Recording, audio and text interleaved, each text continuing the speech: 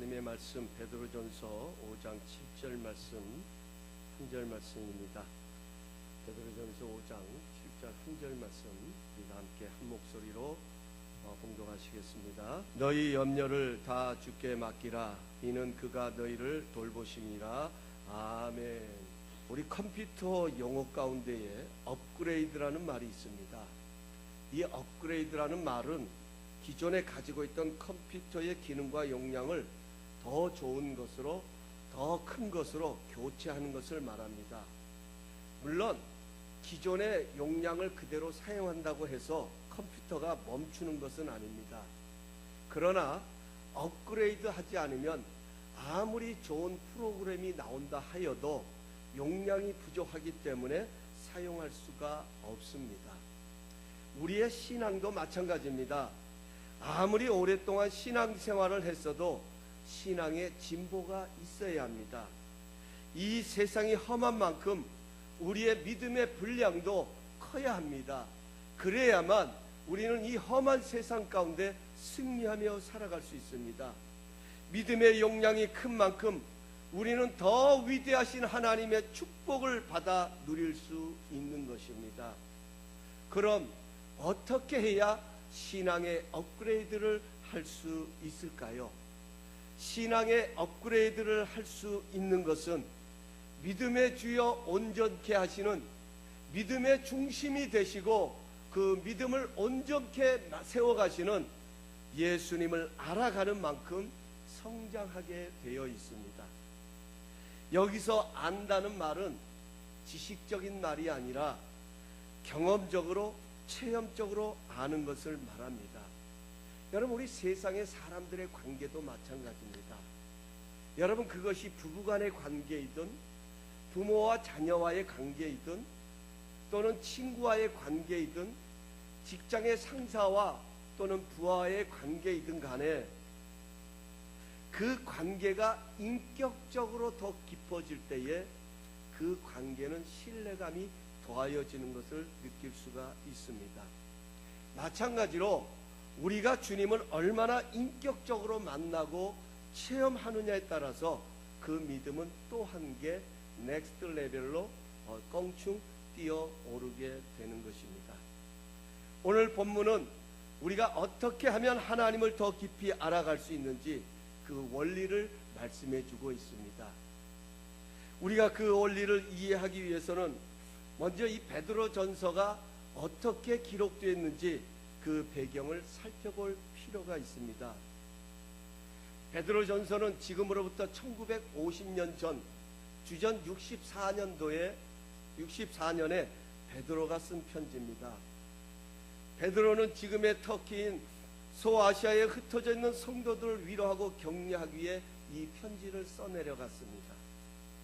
당시의 소아시아 교회는 로마의 네로 황제와 또 많은 유대인들의 핍박과 위협으로 인하여서 이루 말할 수 없는 고통 가운데 있었습니다.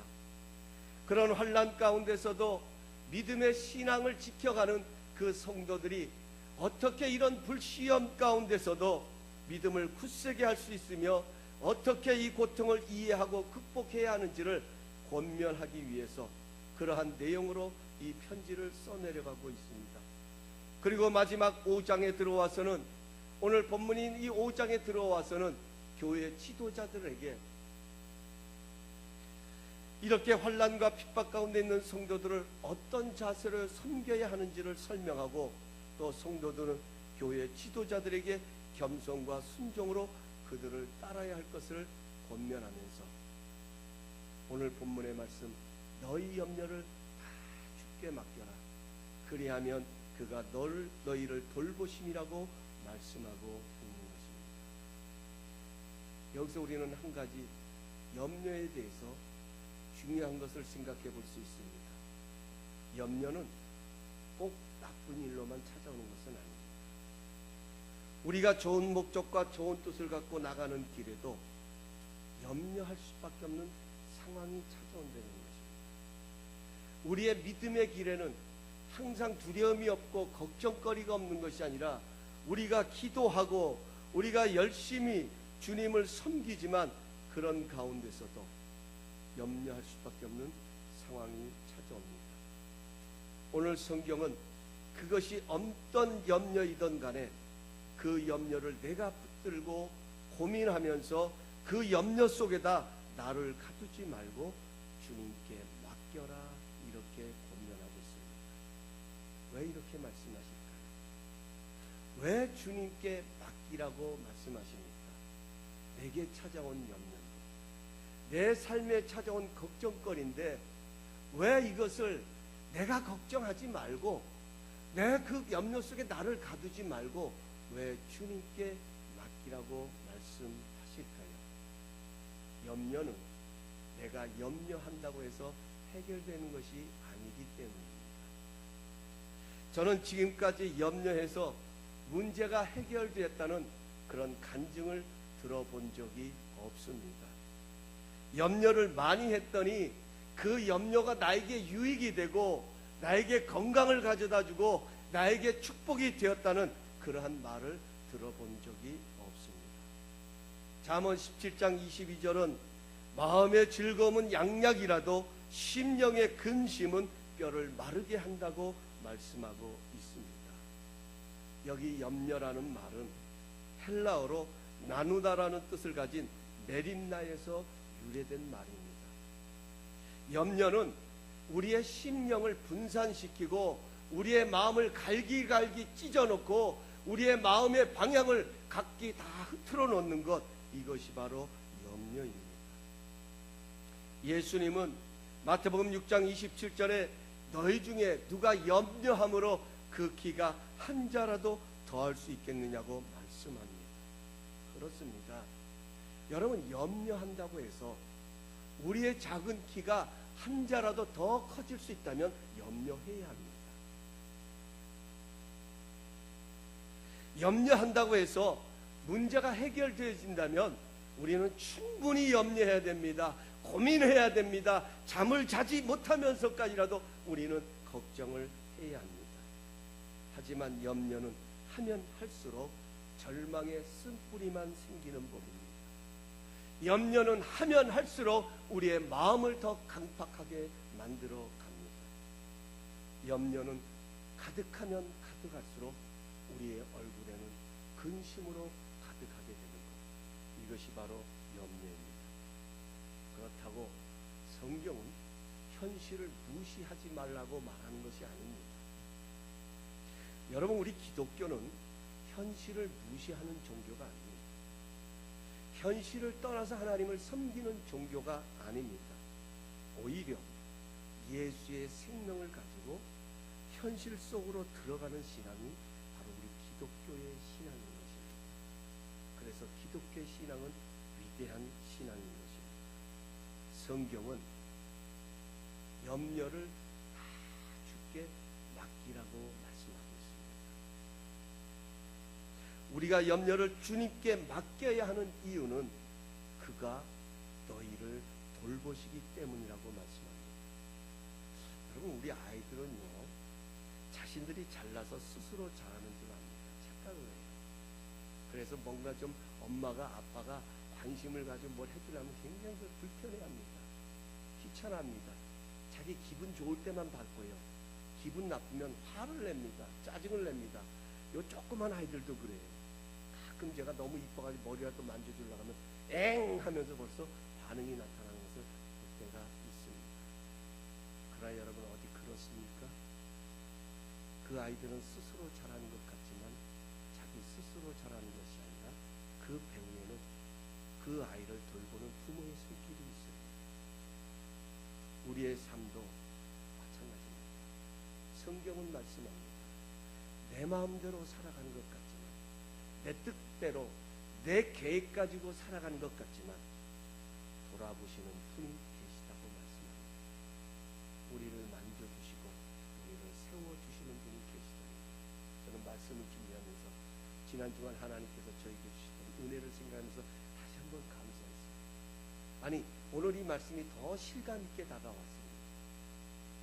지난 금요일에도 잠깐 말씀드렸지만 거의 1년 동안을 참 그 통증 가운데, 고통 가운데 이 어깨를 짓누르는 참 쑤시는 것 같은 하루에 몇 번씩 그런 아픔과 고통을 겪으면서 참 지냈던 지난 1년의 세월이었습니다. 병원에 가서 건강검진을 받아보니 목 디스크래요. 그런데 문제는 수술을 해야 된대요.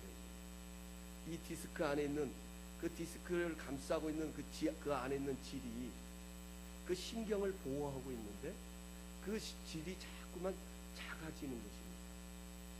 그것이 더 작아지다 보면 결국은 그 질 안에 있는 젤같이 된 그 질이 사라지고요. 결국은 신경을 누르게 돼서 하반신 마비가 됩니다. 그래서 수술을 해야 된다. 그래서 아프다는 겁니다. 이 목에서부터 흘러나오는 모든 신경이 우리의 몸 근육으로 다 흘러 들어가는데 그것을 누르고 있기 때문에 정말 아픕니다. 바울이요, 자기의 몸에서 가시가 떠나기를 하나님께 기도했다고 하는데 뭐 거기까지는 아니겠지만 좀 과장돼서 보태서 이해한다면 너무나도 고통스러워서 일을 하다가도 뭔가 작업을 하다가도 잠시 멈춰야 돼요. 남겨줘야 되고 운동을 해야 되고 이런 상황이에요. 그런데 지난 주일날 결국 그 의사와 만나서 면담을 하고 이것은 수술해야 된다. 방법이 없다고. 운동에서 나올 수 있는 방법이 없으니까 없대요. 왜 그러냐니까 그 원인을 알면 자기한테 가르쳐달라고. 자기도 모른답니다. 어쨌든 이것은 수술해야 낫는 병이에요. 그래서 수술하기로 하고 수술 날짜를 잡기로 이제 어프로를 받기 위해서 보험회사가 청구해 놓은 상태입니다.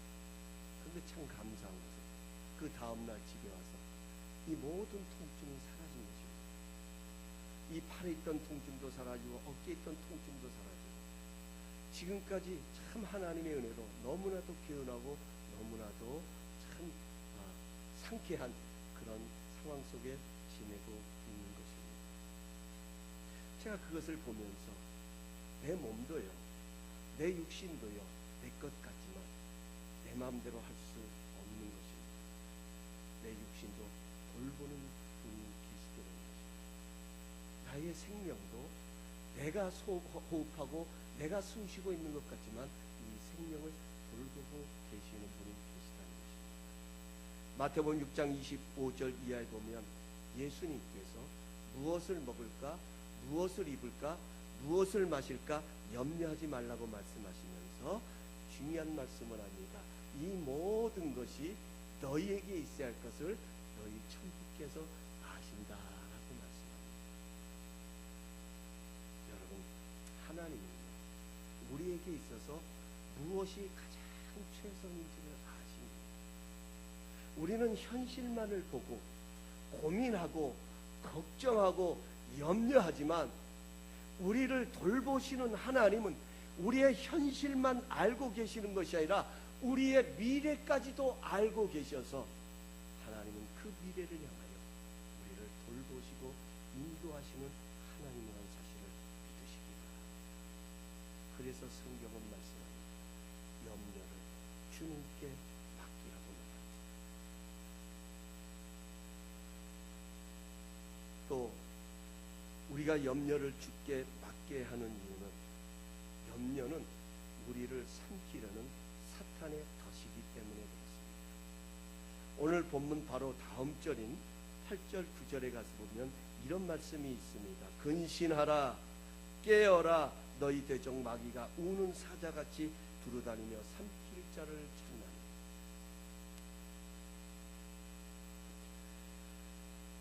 찾나니. 그러면서 9절에 이렇게 말씀하죠. 너희는 믿음을 굳건하게 하여 그를 대적하라. 참 중요한 말씀. 여러분 혹시 짐승을 잡기 위해서 한번 덫을 놔본 적이 있으십니까? 저는 아주 고등학교 때요. 저희 그 친구가 의정부에 그 친구 집에 별장이 있었어요. 그 별장에 놀러 갔다가 그 참새들이 얼마나 많은지 그 참새를 잡기 위해서 망을 쳐본 적이 있습니다. 근데 너무 신기한 거는요, 이 새들은요 지능이 좀 떨어지기 때문에 항상 이렇게 그룹을 지어 다니잖아요.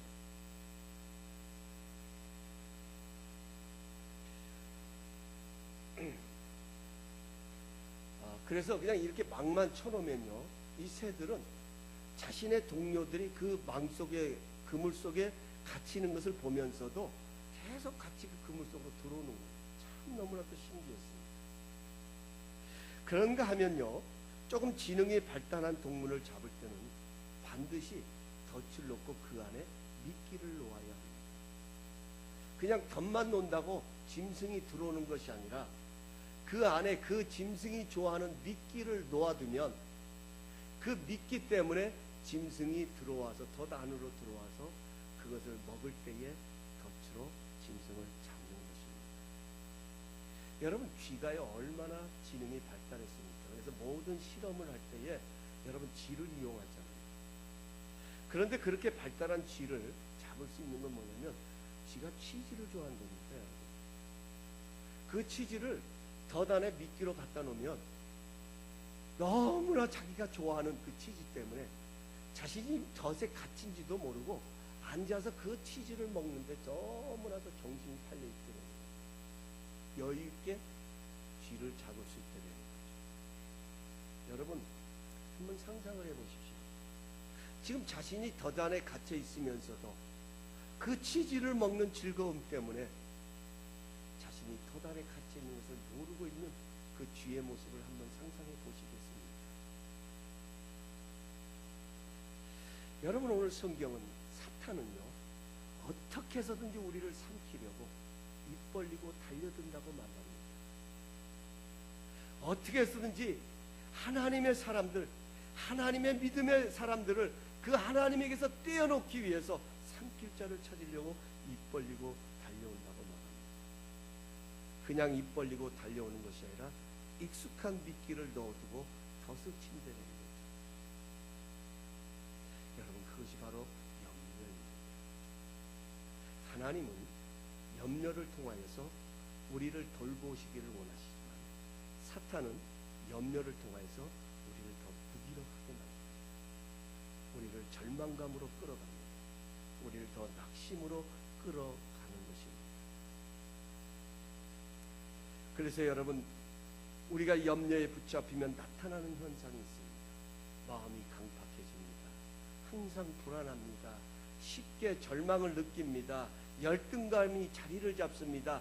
매사가 부정적입니다. 의욕이 없습니다. 나중에 자신이 덫에 걸린 것을 알고 그것을 벗어나려고 몸부림쳐보지만 그러면 그럴수록 그 덫은 더 조여오는 것입니다. 이게 염려입니다. 오늘 성경은 그 염려를 주님께 맡기라고 말씀합니다. 그럼 어떻게 염려를 주님께 맡길 수 있을까? 여기 맡긴다는 말을 영어 NIV 성경은 캐스트라는 단어를 썼습니다. 던지다라는 단어를 썼습니다. 염려를 주님께 맡긴다는 말은 쉬운 말로 염려를 나에게서 주님께로 던진다는 것입니다. 여러분, 지금 류현진 선수가 아주 좋은 성적을 거두고 있어요. 10승을 향하여서 지금 열심히 공을 던지고 있습니다. 그가 그 10승을 이룰 수 있는 비결은 공을 던지는 거예요. 자기가 가지고 있는 공을 던질 때 그 결과가 나타나는 것입니다. 사랑하는 성도 여러분, 오늘 이 시간 여러분 염려를 새롭게 바라보십시오. 염려를 공으로 생각하세요. 그 공을 가지고 있으면 아무런 일이 일어나지 않습니다. 그 염려의 공을 하나님께 던지십시오. 염려가 찾아올 때마다 하나님과 야구 게임을 하신다고 생각하십시오. 염려의 공은 내가 쥐고 있어야 될 것이 아니라 하나님께 던져야 되는 것입니다. 이것이 바로 던지다의 의미입니다. 어떻게 던져야 할까요? 우리가 그 염려의 공을 던질 때 어떻게 던져야 하냐? 이렇게 던져야 합니다. 9절 말씀입니다. 여기 9절 이렇게 말씀합니다. 너희는 믿음을 굳건하게 하여. 따라서 하십시다. 믿음을 굳건하게 하여. 여러분, 류현진 선수가 공을 던질 때에 어떤 심정을 가지고 던진다고 생각하십니까? 류현진 선수가 공을 던질 때는 이 공이 상대방의 선수를 향하여서 스트라이크 아웃을 지킬 것이라는 그런 기대감이 있겠죠. 그런 마음을 가지고 공을 던지겠죠. 만약에 공을 던질 때 아유, 내가 지금 컨디션이 안 되는데 이거 던진다고 이게 스트라이크 아웃이 될까? 여러분, 이런 마음 가지고 공을 던진다 하면 좋은 결과가 일어날 수가 없을 것입니다. 여러분, 마찬가지입니다. 우리가 염려의 공을 던질 때는 먼저 필요한 것이 우리가 굳건한 믿음을 가지고 던져야 됩니다. 그 믿음이 무슨 믿음일까요? 어떤 믿음일까요? 하나님의 주권을 믿는 믿음입니다. 하나님의 섭리를 믿는 믿음입니다. 마태복음 6장에 나옵니다. 공중의 새를 보라, 저 들의 백합화를 보라고 말씀하시면서 저들은 심지도 않고 거두지도 아니하면서 하나님께서 저들에게 먹이고 입히신다고 말씀합니다. 뭘 말합니까? 하나님의 절대적인 주권입니다. 우리가 땀을 흘리는 것 중요합니다. 우리가 애를 쓰는 것 중요합니다. 우리가 열심을 내는 것 중요합니다. 그러나 그 열심이 우리에게 아름다운 열매로 돌아올 수 있도록 모든 환경을 조성하시는 하나님의 은혜의 손길이 절대적으로 필요한 것입니다. 아무리 농부가 열심히 씨를 뿌려도 일기가 좋은 일기로 좋은 바람이 불어오고 적당한 비가 내려야 그 농부의 수고가 열매를 맺는 것처럼, 여러분, 하나님의 절대적인 주권을 믿고 염려를 주님께 맡겨야 합니다. 뒤집어 말하면 어떤 사람이 염려를 하나님께 맡길 수 있느냐? 하나님의 주권을 믿는 사람, 염려를 하나님께 맡길 수 있습니다.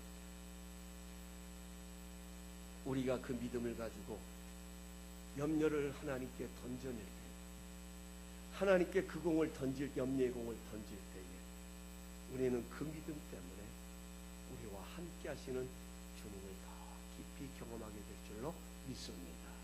이게 믿음의 능력이에요. 이게 믿음의 위대함이에요.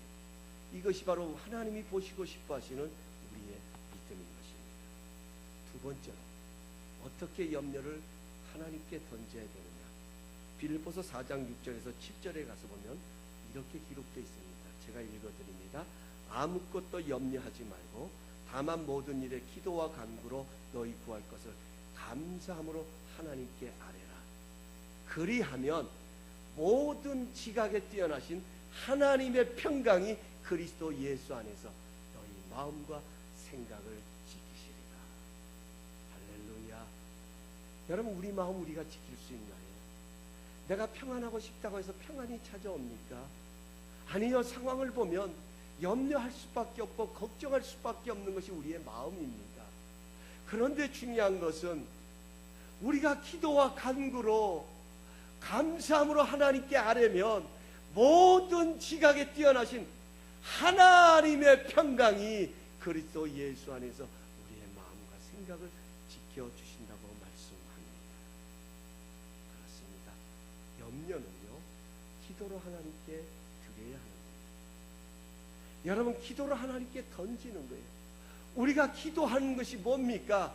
기도는 우리가 하나님께 간구하면 들으시는 분이 계시잖아요. 우리는 염려의 공을 가지고 하나님께 기도로 나가 그분께 올려드려야 합니다.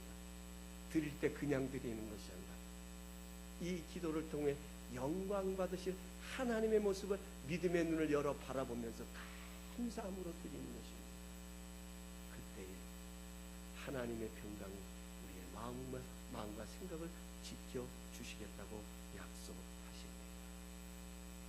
여러분, 감사하시며 사십시오. 할렐루야. 감사의 능력이 이렇게 위대한 것입니다. 똑같은 어려움 속에서도요, 여러분 감사해보세요. 하나님이 감동하십니다.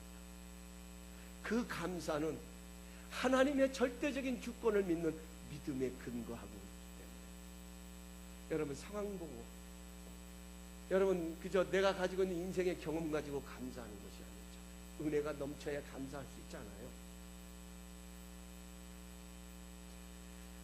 부족할 수 있습니다. 나약할 수 있습니다. 적은 것을 가질 수도 있습니다. 남보다 크지 못할 수도 있습니다. 그럴 때 우리는 두 가지 반응이 일어날 수 있습니다. 염려하고 걱정하고 절망하고 열등감을 가지고 때로는 부정적으로 그 상황을 볼 수도 있을 것입니다. 그러나 반대로 오히려 이 연약함이 하나님의 능력이 머물 수 있는 통로라는 믿음을 가지고 감사함으로 바라본다고 하면 여러분, 그 염려는 오히려 우리에게 약이 될 것입니다. 우리에게 축복이 되어질 것입니다. 여러분, 기도와 간구로 감사함으로 하나님께 염려를 던지십시오. 그러면 그분은 우리의 마음을 하나님의 평강으로 지켜주실 것입니다. 우리 성도님들에게 이러한 축복이 넘치시길 예수님의 이름으로 축원합니다. 그렇습니다. 제 말씀을 맺겠습니다. 우리의 신앙 업그레이드 되리라. 왜 하나님 나에게 이런 고통을 주세요? 왜 하나님 하필이면 나에게 왜 이런 어려움을 주세요? 하나님, 내가 무엇이 잘못됐습니까? 하나님, 뭐가 어려운 것입니까? 하나님, 뭐가 그렇게 못마땅합니까? 우리가 하나님께 그렇게 물을 수도 있지만 그보다 중요한 것은, 그보다 중요한 하나님의 관심은 우리의 신앙이 업그레이드 되는 것입니다. 우리는 자동차가 고장이 나면 자동차의 전문가에게 수리를 맡깁니다.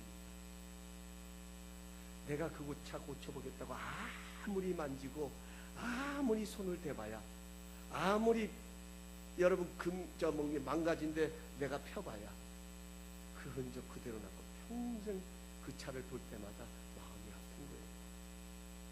전문가에게 맡기면 깨끗하게 새 차가 돼서 수리돼서 나옵니다. 염려는 내가 아무리 붙들고 염려해도 염려를 다루는 주님께 맡겨야 합니다. 염려는 우리에게 절망이 되기도 하지만 우리의 신앙을 업그레이드하는 통로가 됩니다. 주님은 염려로 우리를 돌아보시지만 염려를 통하여서 우리의 삶에 더 깊이 관여하시고 더 깊이 함께 하시기를 원하시지만 사탄은 염려로 우리를 삼켜버리려고 합니다. 우리는 염려를 주님께 맡겨야 합니다. 믿음으로, 감사로, 기도로 그분을 더 깊이 알아가는, 그분을 더 가까이 하는 그런 신앙의 업그레이드를 이루심으로 인하여서 여러분의 삶 속에 갑절의 축복을 주시는 하나님의 놀라우신 축복을 경험하시는 성도님들 되시기를 예수님의 이름으로 축원합니다.